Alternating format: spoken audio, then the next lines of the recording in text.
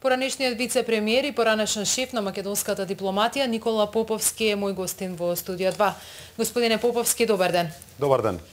Како партија реагирате на договорот со Бугарија кој треба да се потпише во вторник? Како министер се залагавте за постигнување договор со Софија и подобрување генерално на односите со соседите. Зошто го критикувате овој документ? Сметам дека не го критикуваме процесот. Процесот е отпочнат на бугарско барање.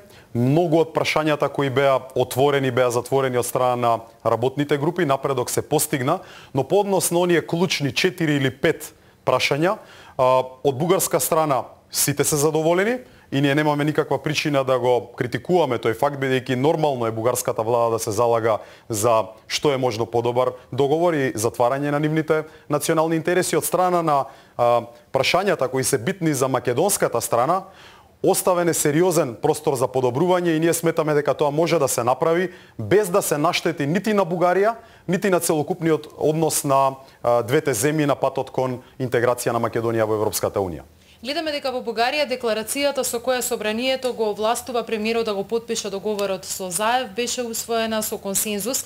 Дали е тоа знак дека договорот е во полза на Софија или пак опозицијата во Бугарија покажува поголема конструктивност од ВМРО-ДПМН?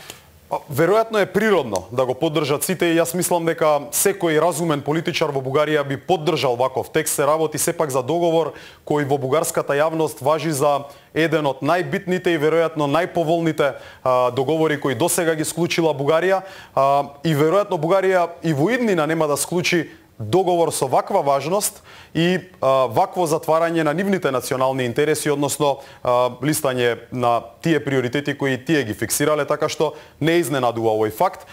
Јас сметам дека би било одлично доколку ист таков резултат можеме да постигнеме во Македонија.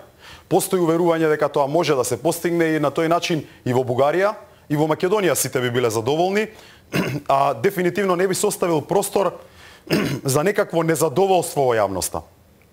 Барате како партија, како пратеничка група итна седница во парламентот. Очекувате ли дека тоа ќе се случи и колку е воопшто можно во оваа фаза текстот да претрпи некакви измени?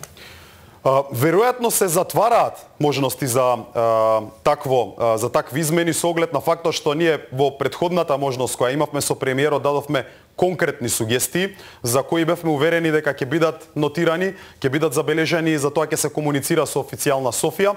Во оваа фаза и особено после јавната расправа, односно за земањето на став од бугарскиот парламент, веројатно тоа ја наметна и потребата на нашата влада да го обелодени документот, бидејќи би било доста несоодветно од Бугарија да го дознаваме текстот на тој договор.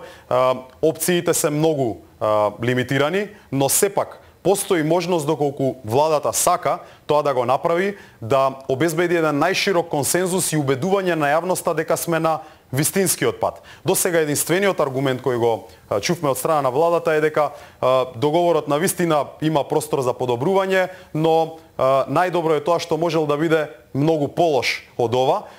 Наше уверување е дека може да биде подобар без да се наштети никому во овој процес. Тоа е целта на ова барање. Господин Поповски, доколку договорот биде потпишан како што е најавено на 1 август во Скопје, дали како пратеници од ВМРО-ДПМН ќе дадете поддршка за негова ратификација во собранието?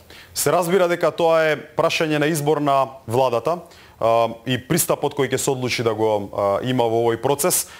Јас сметам дека сепак постои простор да постигнеме консензус и во Македонија, надвор од оној консензус кој е веќе постигнат во Бугарија поради затварањето на нивните национални приоритети, но она што загрижува многу повеќе е доколку се остави чувство на нецелосна задоволеност на македонските интереси во јавноста. Помалку битно е како ќе гласаат сите пратеници во собранието, бидејќи ВМРО-ДПМН и коалицијата за подобра Македонија имаат 51 пратеник. Владачкото мнозинство може да реши да оди со прифаќање на овој текст и без тие пратеници. Мислам дека најзначајно во овој момент е да се убеди македонската јавност дека не се прави чекор кој е можеби избрзан со цел да се затвори тоа поглавие, односно текстот на договорот, оставајќи чувство дека во иднина може тоа да отвори дополнителни проблеми. Најважниот елемент за овој договор е како ќе се применува.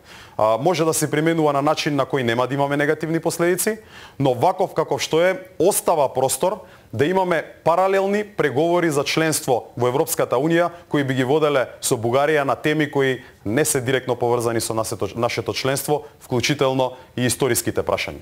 Господин Поповски, ви благодарам за ова вклучување од Студио 2.